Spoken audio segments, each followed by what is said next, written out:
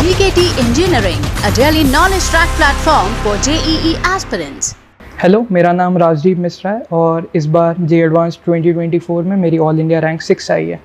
इसके साथ साथ जे मेंस में भी मेरी ऑल इंडिया कॉमन रैंक 95 आई थी। और आज मैं बात करने जा रहा हूँ कि मैंने अपनी जेई की प्रिपरेशन कैसे की।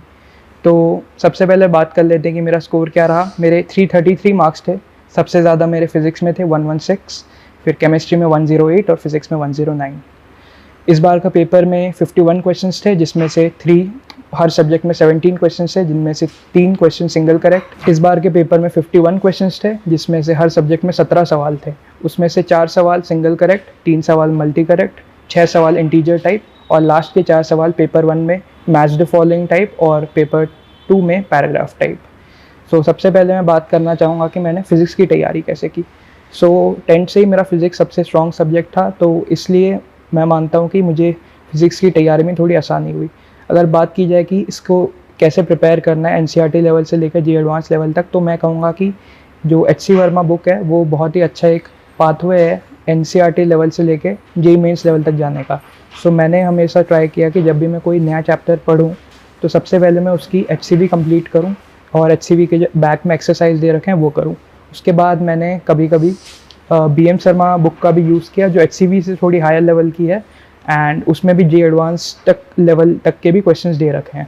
साथ ही साथ प्रॉब्लम सॉल्विंग के लिए मैंने IEE रोडोफ नाम की बुक यूज़ की, जो आजकल बहुत पॉपुलर है और उसमें जे एडवांस लेवल के काफ़ी सारे सवाल भी दे रखे हैं और उस टाइप के सवाल जे एडवांस में बार बार आ भी चुके हैं। सो पहली बार जब आप HCV करेंगे या बीएम शर्मा जैसी बुक करेंगे तो हो सकता है आप डायरेक्टली IEE रोडोफ जैसे सवालों को ना कर पाएँ। सो बेस्ट रहेगा कि आपको पहले अपने जो बेसिक्स हैं उनको स्ट्रॉन्ग करना है और उसके बाद जंप करना है इरोडोफ जैसी बुक पे। उसके बाद अगर आपसे क्वेश्चन नहीं बन रहे हैं तो आपको टेंशन में नहीं आना है, आपको यूट्यूब पे जाना है और उस आई थिंक कि इरोडोफ के सारे सॉल्यूशंस यूट्यूब पे और गूगल पे भी फ्री ऑफ कॉस्ट अवेलेबल है। सो आप वो देख सकते हैं। और स्टार्टिंग में मैं ये रिकमेंड करूँगा कि आप कोई भी नया चैप्टर स्टार्ट करें तो इरोडोफ के पहले 5-10 सवाल के आप सॉल्यूशंस देखें और समझें कि इनको कैसे करना है, और उसके बाद के सवाल आप खुद करना स्टार्ट कीजिए। सो हो सकता है कि आपके स्टार्टिंग के कुछ सवाल ना बने, मेरे साथ भी ये प्रॉब्लम बहुत बार हो चुकी है, पर आई थिंक अगर आप थोड़े बहुत समझ जाएंगे कि ऐसे सवालों को कैसे अप्रोच करना है तो आप आगे के सवाल भी ठीक से कर पाएंगे। अगर आप इरोडोफ के लेवल से भी सेटिस्फाइड नहीं हैं और आप चाहते हैं कि आप अपनी जे एडवांस लेवल की प्रिपरेशन जो फिज़िक्स के लिए है उसको एकदम हाईएस्ट लेवल पे ले जाना है, तो मैं रेकमेंड करूँगा कि आप पाथफाइंडर बुक सीरीज़ को भी देख सकते हैं। So Pathfinder for physics and J advanced and olympiads नाम की जो बुक है वो भी बहुत अच्छी है। उसकी बिल्डअप या अंडरस्टैंडिंग लेवल तक के क्वेश्चंस आप अगर करेंगे तो आई बिलीव कि जे एडवांस में भी आपको उसका फ़ायदा मिलेगा। और फिज़िक्स के मेन प्रिपरेशन के लिए तो मैंने अपने टीचर्स के जो लेक्चर्स थे उनको अच्छे से फॉलो किया, उसके बाद उन्होंने जो असाइनमेंट्स दिए उनको सॉल्व किया, और ये सब हो जाने के बाद ही मैंने पाथफाइंडर और इरोडोफ जैसी बुक्स को ट्राई करा सॉल्व करने का। सो आई विल रिकमेंड कि अगर आप सेल्फ प्रिपेयर कर रहे हैं अभी तो सबसे पहले आपके लिए बेस्ट रहेगा कि आप ये जो चैप्टर आप जो भी चैप्टर कर रहे हैं फिज़िक्स का उसका एक लेक्चर देखिए, जो यूट्यूब पे आई बिलीव कि बहुत सारे फ्री ऑफ कॉस्ट बहुत अच्छे क्वालिटी के लेक्चर्स अवेलेबल है। आपको ये नहीं देखना कि वो लाइव होने चाहिए। आई बिलीव कि लास्ट ईयर के पूरे जो सीरीज़ अवेलेबल है वो भी सफिशिएंट क्वालिटी के हैं और उनसे भी काम चलाया जा सकता है। सो आई विल रिकमेंड कि अगर आप एक बार स्कूल पे वो टॉपिक हो चुका है तो आपको यूट्यूब का वो वीडियो देखना है, फिर आपको अपनी एक शॉर्ट नोट्स की नोटबुक बनानी है, फिर आपको इरोडोफ पे जंप करना है और देखना है कि आपसे कितने सवाल हो रहे हैं। अगर नहीं हो रहे हैं तब आपको फिर से HCV करना है, और अगर वो भी नहीं हो रहा है तो वापस आपको NCERT लेवल से स्टार्ट करके इरोडोफ लेवल तक जाना है। अब बात कर लेते हैं केमिस्ट्री की। केमिस्ट्री में पर्सनली मैं थोड़ा प्रॉब्लमेटिक फील करता था और जे एडवांस में भी मेरे केमिस्ट्री में कम आए रिलेटिवली, एंड इसलिए देखा जाए तो IOC जो सब्जेक्ट है उसमें याद करना सबसे इम्पॉर्टेंट है। सो एंड मेरे साथ ये प्रॉब्लम थी कि मैं सही से याद नहीं कर पाता था। So what I did was कि मैंने उसके शॉर्ट नोट्स बनाए और हमेशा उसको रिवाइज़ करता गया। तो जैसे ही हमारे क्लास में मान लीजिए आज IOC का लेक्चर हुआ तो जैसे ही मैं घर पहुंचा तो मैंने उसके शॉर्ट नोट्स बनाए और उनको रख लिया, और फिर अगले दिन मैंने उनको थोड़ा ज़्यादा टाइम दे के रिवाइज़ किया। फिर उसके अगले दिन मुझे थोड़ा कम टाइम देना पड़ेगा, और लाइक उस वीक में अगर मैं एक बार अच्छे से हर दिन 10-10, 15-15 मिनट लगा के हर टॉपिक को अगर रिवाइज कर लूँगा IOC के, तो आई बिलीव कि उस एक वीक में भी इतना रिटेंशन मिल जाएगा कि अगले 3 महीने तक आपको वो टॉपिक फिर से ना देखना पड़े। अगर आप उसके लिए भी सेल्फ प्रेप कर रहे हैं तो मैं अगेन सजेस्ट करूँगा कि आप यूट्यूब पे वीडियोस देखिए। उसके बाद अगर आपको प्रॉब्लम सॉल्विंग करनी है तो के कुमार जो बुक है उसको मैंने पर्सनली सॉल्व किया था, एंड आई बिलीव कि उसमें इनफ मटेरियल है कि आप जे एडवांस के भी क्वेश्चंस क्रैक कर पाएँ। और अगर आपको उसकी थियोरी पढ़नी है तो JD ली का जो कॉन्साइज एडिशन है फॉर जे एडवांस जो बाय सुदर्शन गुहा सर है, आई विल रिकमेंड कि आप उसको भी एक बार देखिए कि अगर वो आपके प्रेप में कुछ इम्प्रूवमेंट ला सकता है। So I recommend that book too. And coming towards physical chemistry I believe कि ऑलमोस्ट फिजिक्स की तरह ही होता है, क्योंकि मैक्सिमम चीज़ें कैलकुलेटिव होती है, कॉन्सेप्ट्स लिमिटेड होते हैं और उन्हीं कॉन्सेप्ट से कैलकुलेटिव सवाल आते हैं। सो इस बुक के लिए प्रैक्टिस, इस सब्जेक्ट के लिए प्रैक्टिस सबसे इम्पॉर्टेंट है। सो इसके लिए मैंने सॉल्व की थी नीरज कुमार सर की फिजिकल केमिस्ट्री के क्वेश्चंस, एंड उनकी जो बुक है ये जे एडवांस लेवल की है। सो अगर आप इससे पहले कुछ NCERT लेवल के सवाल या यूट्यूब के कोई लेक्चर्स देख लें तो बेटर रहेगा, एंड उसके बाद अब जे एडवांस लेवल की प्रेप के लिए आप ये बुक देख सकते हैं। सो फिजिकल केमिस्ट्री में शॉर्ट नोट्स बनाने के लिए आप जो भी चैप्टर कर रहे हैं उसके एक फार्मूला बुक बनाइए जिसमें आप सारे इंपॉर्टेंट फार्मूला लिख के रखिए, क्योंकि फिजिकल केमिस्ट्री में क्या होता है कि कॉन्सेप्ट तो लिमिटेड है पर उन्हीं फार्मूला से टेस्ट में अलग बार बार सवाल आते रहते हैं। सो बेस्ट रहेगा कि आप एक फार्मूला बुक बनाइए और टेस्ट के पिछले वाले दिन उसको देख के जाइए कि अभी लेटेस्ट में जो चैप्टर्स हुए हैं उनका क्या करना है। मैंने ऐसे ही अपने PC सर की बात मानी, उनके अच्छे से लेक्चर्स को फॉलो किया, फार्मूला बुक भी मेंटेन करी, एंड आई बिलीव मेरा फिजिकल केमिस्ट्री सफिशिएंटली स्ट्रॉन्ग बन गया था जे एडवांस से पहले, इतना कि मुझे लास्ट महीने में उसकी फिक्र ना करनी पड़े। Coming towards organic chemistry, I believe कि बहुत सारे लोग ऑर्गेनिक केमिस्ट्री से डरते हैं क्योंकि उसमें बहुत सारे मैकेनिज़म्स होते हैं, बहुत सारी नई चीज़ें आती हैं जो कि हो सकता है फर्स्ट टाइम समझ ना आए। सो इसके लिए जो प्रॉब्लम बुक मैंने सॉल्व की वो थी organic chemistry by Sonal Rajaura, जो कि GRB पब्लिकेशन की बुक है, एंड ये बुक भी एडवांस लेवल की है तो आप इस पर डायरेक्टली जंप नहीं कर सकते। अगर आपको JEE मेंस के क्वेश्चंस करने हैं तो आई बिलीव कि MS चौहान सर की जो बुक है वो भी बहुत अच्छी है, वो JEE मेंस लेवल से लेकर जे एडवांस लेवल तक जाती है। अगर आप वो करके भी सेटिस्फाइड नहीं है तो फिर आप सोनल राजौरा सर की बुक को भी देख सकते हैं। अगर आपको OC को ज़ीरो से आपको प्रिपेयर करना है सो आई सजेस्ट कि आप यूट्यूब पे लेक्चर्स देखिए, एंड आई बिलीव कि अगर आप NCERT को भी लाइन बाय लाइन OC को अच्छे से पढ़ लें तो वो भी सफिशिएंट है, क्योंकि मैंने जो ऑब्जर्व किया है पुराने पास्ट ईयर जे एडवांस पेपर्स में कि वो NCERT के बाहर कभी भी पर्सनली मैं बिलीव करता हूँ कि OC में तो सवाल नहीं जाते हैं, जो भी चीज़ें होती है वो NCERT पे ही बिल्ड अपॉन करते हैं। NCERT में जो रिएक्शंस दे रखी है, नेम रिएक्शंस हो चाहे या कुछ स्टार बॉक्स में लिखा हो या अपने वर्ड्स में लिखा हो, वो सब चीज़ें भी जे एडवांस में आ चुकी है ऑर्गेनिक केमिस्ट्री में। और जो NCERT बुक है वो मैं मानता हूँ कि बहुत अच्छे तरह से लिखी गई है और वो एकदम ये ध्यान में रख के पढ़ाती है कि एक जो बच्चा 11th में आया है अभी उसको कोई भी आइडिया नहीं है कि ऑर्गेनिक केमिस्ट्री क्या है और उसका यूज़ क्या है और उसको पढ़ना कैसे होता है, तो उस सबको ध्यान में रख के ही NCERT बनाई गई है। सो आई बिलीव कि अगर आप NCERT को भी अच्छे से पढ़ लें ऑर्गेनिक केमिस्ट्री के और उसको अच्छे से सॉल्व कर लें और उसके एग्जाम्पलर बना लें तो आपकी OC भी बहुत स्ट्रॉन्ग हो जाएगी। नाउ कमिंग टुवर्ड्स मैथ्स से मुझे थोड़ा बहुत डर लगता था, अभी भी है, एंड इसीलिए मैथ्स में थोड़ा वीक टॉपिक भी मानता हूँ मैथ्स को।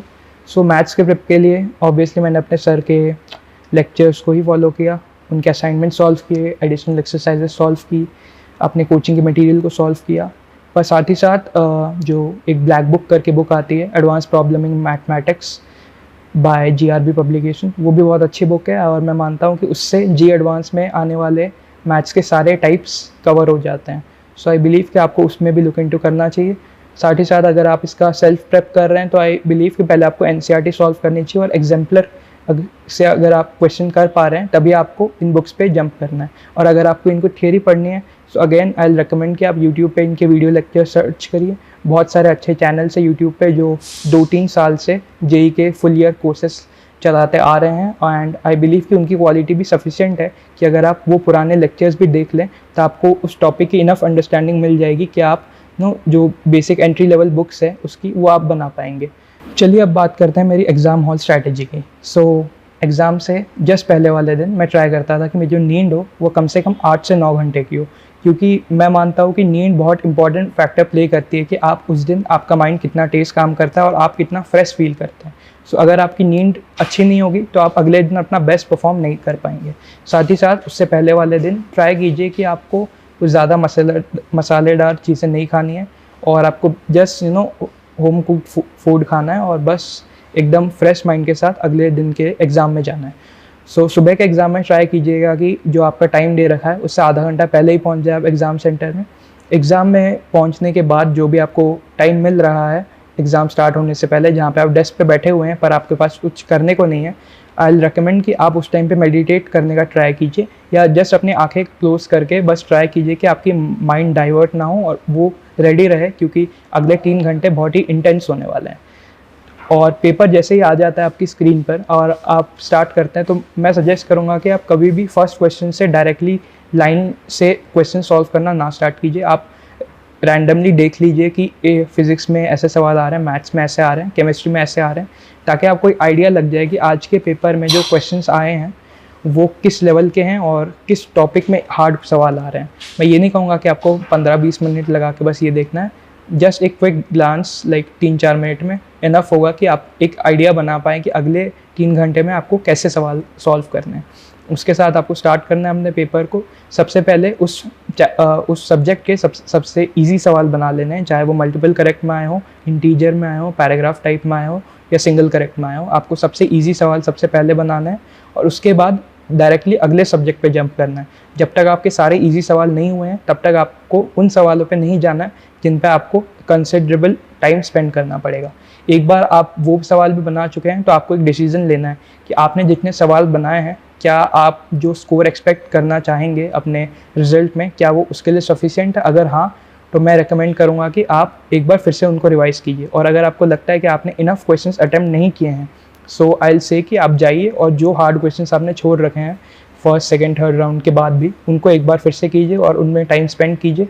और मोस्ट इंपॉर्टेंट थिंग ये नहीं है कि आपने कितने क्वेश्चंस अटेम्प्ट किए, क्योंकि कोई ये नहीं पूछने वाला कि क्या आपने मैथ्स का सबसे टफ क्वेश्चन क्रैक किया कि नहीं और क्या आपने केमिस्ट्री का जो ट्रिकी क्वेश्चन था वो आपसे हुआ कि नहीं। मैटर ये करता है कि आपने सबसे ज़्यादा क्वेश्चंस जो आप अटेम्प्ट कर पाते हैं उस टाइम फ्रेम में वो आपने अटेम्प्ट किए। लास्ट में ट्राई कीजिए कि आपके पास कम से कम 10-15 मिनट रहे जिसमें आप अच्छे से रिवाइज कर पाएँ क्वेश्चंस को। सो जैसे ही आपका पेपर 1 ख़त्म हो, आपको ये चीज़ ध्यान रखनी है कि आपके माइंड में ऐसे थॉट्स ना आए कि मेरा पेपर 1 कैसे गया है, या क्या मैंने पेपर 1 अच्छे से कर पाया कि नहीं, या क्या पेपर 1 में कुछ ऐसे सवाल थे जो मैं पढ़ के नहीं गया था। आपको इन सब की बिल्कुल भी टेंशन नहीं लेनी है, क्योंकि ये कोई गारंटी नहीं है कि अगर पेपर 1 आपसे अच्छा नहीं गया तो पेपर 2 भी आपका ख़राब जाएगा। तो आपको ये करना है कि आपको उस टाइम पे अपने माइंड को चिल करना है, रिलैक्स करना है और बस ये प्रे करना है कि आपका अगला पेपर अच्छा ही जाए। और आई बिलीव कि अगर आप अपने माइंड को फ्रेश रख के पेपर 2 में जाएंगे तो उसमें आपके पेपर 1 के जो एक्सपीरियंस है उसका कोई इफेक्ट नहीं पड़ेगा। पेपर 2 में भी आपको सेम स्ट्रैटेजी फॉलो करनी है, इजी क्वेश्चंस फर्स्ट, देन जो क्वेश्चंस जो आप टाइम लगा के कर सकते हैं, and then at the end आपको डिसाइड करना है कि क्या आपने इनफ क्वेश्चंस अटेम्प्ट किए हैं कि नहीं, and at the end revise. So उसके बाद that's my exam day hall strategy, and मैंने यही स्ट्रैटेजी 26 जून को भी फॉलो की। सो अब बात करते हैं कि एग्ज़ाम से पहले वाले जो 1 हफ़्ता या 2 हफ़्ते हैं उनमें क्या करना है। सो जो चीज़ मैंने की, मैंने अपने टीचर्स की सलाह मानी। पहली बात कि उन्होंने ये कहा कि आपको कोई भी नई चीज़ नहीं पढ़नी, आपको कोई भी नई बुक सॉल्व नहीं करनी, आपको कोई भी ऐसा कॉन्सेप्ट फिर से समझने की कोशिश नहीं करनी जो आपने लास्ट 2 साल में स्किप कर रखा है। आपको बस करना ये है कि जो टॉपिक्स पे आपको भरोसा है उस कॉन्फिडेंस को 100% से 150% पे लेके जाना है। आपको उन टॉपिक्स में इतना मास्टरी हासिल करनी है कि उस टॉपिक से सवाल आए तो गलत हो ही ना, रादर दैन कि आप बस ढूंढते रहें कि किस नई किताब में क्या नए सवाल आए हैं। आई सजेस्ट कि आप अपने नोट्स एक बार रिवाइज़ कीजिए, जो आपने शॉर्ट नोट्स लास्ट 1 साल 1.5 साल में बनाए हैं उनको अच्छे से रिवाइज़ कीजिए। और आई बिलीव कि अगर आपने अच्छे सफिशिएंट नोट्स बनाए हैं तो जो सवाल आएंगे आपके ही नोट्स से आएंगे, एंड वो सफिशिएंट भी होंगे जो आप स्कोर एक्सपेक्ट कर रहे हैं उसके लिए। साथ ही साथ ट्राई कीजिए कि जो एग्ज़ाम डे वाला, जो एग्ज़ाम टाइम वाला स्लॉट है, आपको उसी टाइम पे वैसे ही पैटर्न के पेपर्स भी देने हैं जो अलग अलग कोचिंग इंस्टीट्यूट्स या अलग अलग ऑनलाइन जो प्लेटफॉर्म्स है वो प्रोवाइड कर रहे हैं। आपको उसी स्लॉट 9 से 12 और 2:30 से 5:30 में वो पेपर्स अटेम्प्ट करने हैं। फिर रात को उनको आपको देखना है कि आपने क्या गलतियाँ की, क्या कॉन्सेप्ट्स आपके मिसिंग थे, क्या क्वेश्चंस आपके सिली मिस्टेक हुए, और एक चीज़ आपको और ध्यान देनी है कि आपको देखना है कि आपने किस क्वेश्चन पे कितना टाइम स्पेंड किया। आई बिलीव कि बहुत सारे प्लेटफॉर्म्स पे, और आप खुद भी इसको थोड़ा ट्रैक रख सकते हैं इस चीज़ का कि आपने किस चीज़ पे कितना टाइम स्पेंड किया। आई बिलीव कि मोस्ट इंपॉर्टेंट फैक्टर जिसकी वजह से स्टूडेंट्स अपने पोटेंशियल से कम मार्क्स लाते हैं वो ये है कि वो कुछ ऐसे क्वेश्चंस में उलझ जाते हैं जो उनसे सॉल्व भी नहीं किए जा सकते। मतलब हो सकता है कि वो अगले दिन फ्रेश माइंड के साथ उनको सॉल्व किए तो हो सकता है वो हो जाए, पर उस दिन उस टाइम पे हो सकता है वो क्वेश्चन उनसे सॉल्व ही ना हो पाए। और ऐसे क्वेश्चंस में लोग 10 मिनट, 15 मिनट, 20 मिनट तक बर्बाद कर देते हैं और उसके बाद उनको रियलाइज़ होता है कि उन्होंने क्या गलती की है। सो मैं ये सजेस्ट करूँगा कि अगर आपसे सवाल 3, 4 या मैक्सिमम 5 मिनट में नहीं हो रहा तो उस सवाल को आपको मुड़ के नहीं देखना, उस सवाल को बिल्कुल भी रिविज़िट नहीं करना आपके पेपर में या जो भी आप प्रैक्टिस टेस्ट दे रहे हैं उसमें। साथ ही साथ आपको NCERT की भी एक रीडिंग लगानी है लास्ट 2 वीक्स में, क्योंकि मैंने ये देखा है कि जो केमिस्ट्री का सेक्शन है वो मोस्टली NCERT बेस्ड होता है।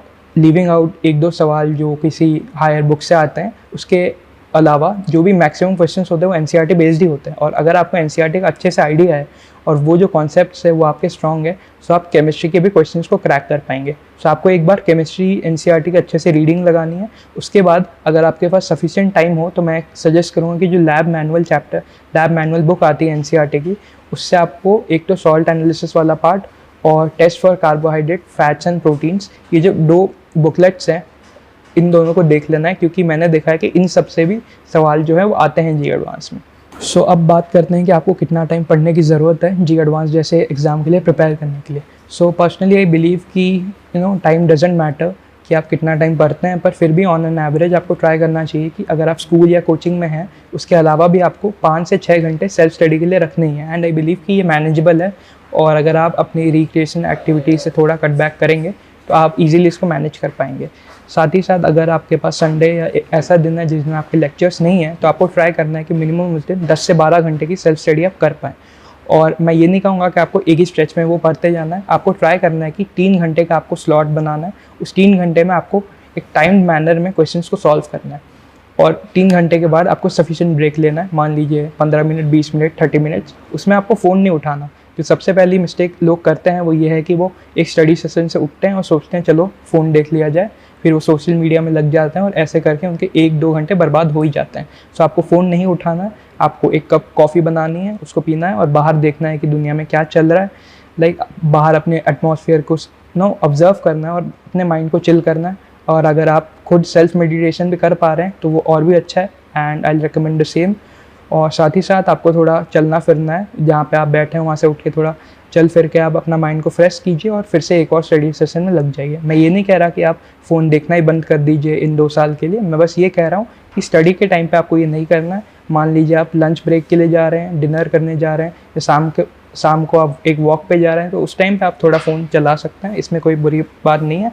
तो ये ट्राई करना है कि आपको अपने स्टडी आवर्स में फ़ोन से दूर ही रहना है, क्योंकि एक बार अगर आप उससे डिस्ट्रैक्ट हो जाते हैं तो उससे बाहर निकलना थोड़ा मुश्किल रहता है। So let's talk about social media.